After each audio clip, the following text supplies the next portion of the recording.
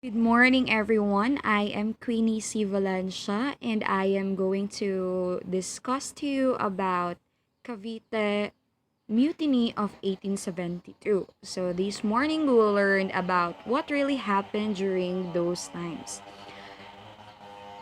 Cavite Mutiny of 1872 is one of the catalysts of the momentous 1898 revolution.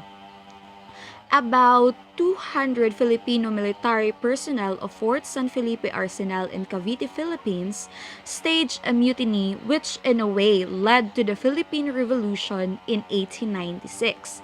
The 1872 Cavite Mutiny was precipitated by the removal of long-standing personal benefits to the workers such as tax and forced labor exemptions in order from the Governor-General Rafael D. Izquierdo.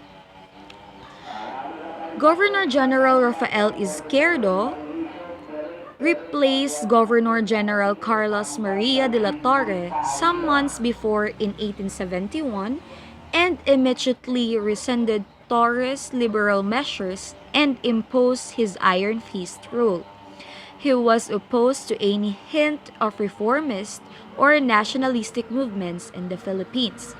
He was in office for less than 2 years, but he will be remembered for his cruelty to the Filipinos and the barbaric execution of the three martyr priests blamed for the mutiny: Fathers Mariano Gomez, Jose Burgos, and Jacinto Zamora, later collectively called Gomborza.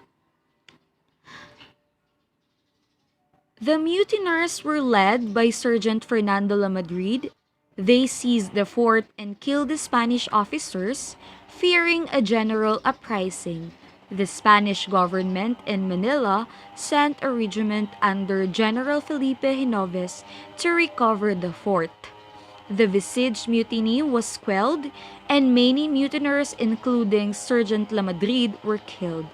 Later, others were sentenced to death or hard labor.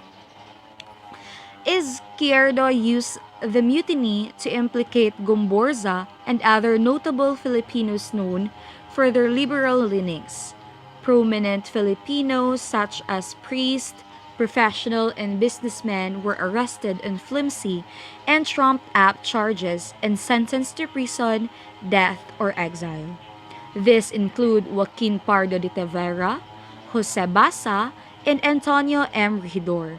It was said that the Cavite mutineers got their cue from Manila when they saw and heard fireworks across the Manila Bay, which was really a celebration of the feast of the Lady of Loreto in Sampaloc. When the Archbishop of Manila, Reverend Militon Martinez, refused to cooperate and defrock the priest, the Spanish court martial on February 15 went ahead and maliciously found Fathers Gomez, Burgos, and Zamora guilty of treason for instigating the Cavite Mutiny. 2 days later, the three priests were put to death by garrote in Bagong Bayan, now known as Luneta. Garrote means it was a barbaric Spanish method of execution in which an iron collar was tightened around the prisoner's neck until death occurred. So, Father Burgos was of Spanish descent, born in the Philippines. He was a parish priest of the Manila Cathedral and had been known to be close to the liberal Governor General de la Torre. He was 35 years old at the time and was active and outspoken in advocating the Filipinization of the clergy. He was quoted as saying, "Why shall a young man strive to rise in the profession of law or theology when he can vision no fit future for himself but obscurity?" Next is Father Zamora. Father Zamora was also Spanish, born in the Philippines. He was the parish priest of Marikina and was known to be unfriendly to and would not countenance any arrogance or authoritative authoritative behavior from Spaniards coming from Spain. He once nabbed a Spanish governor who came to visit Marikina. And last but not the least is Father Gomez. Father Gomez was an old man in his mid 70, Chinese Filipino, born in Cavite. He held the most senior position of the three as Archbishop's Vicar in Cavite. He was truly nationalistic and accepted the death penalty calmly as though it were his penance for being pro-Filipinos. So the three priests were stripped on their abs and with changed hands and feet were brought to their cells after their sentence. They received numerous visits from folks coming from Cavite, Bulacan, and elsewhere.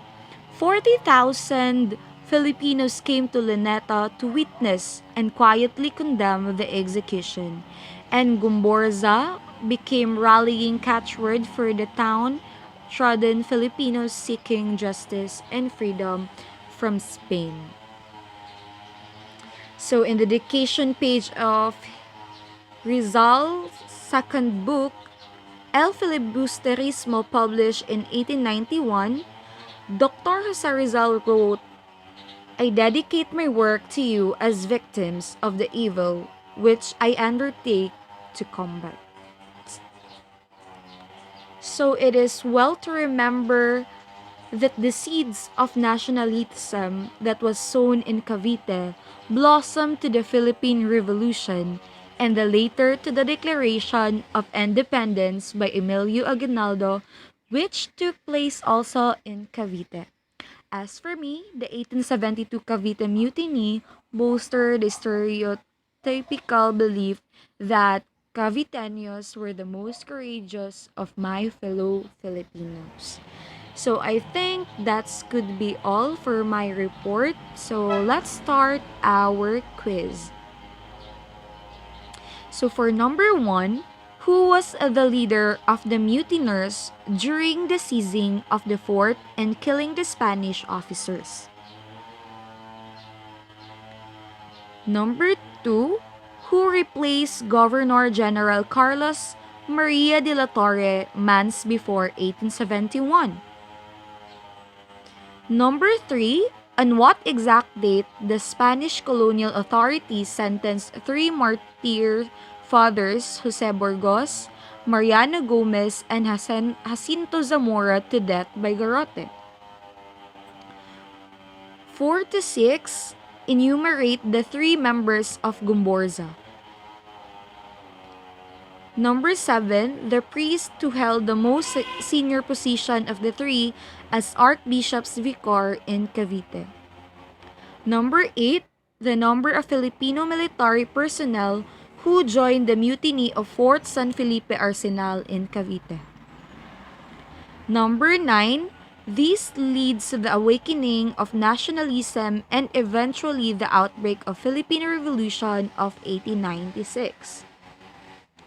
Number 10, date starts the Cavite Mutiny. So for number 11 to 15, why did Dr. Jose Rizal dedicated his second book to the Gomborza? For 16 to 20, what is the importance of Cavite Mutiny in Philippine history?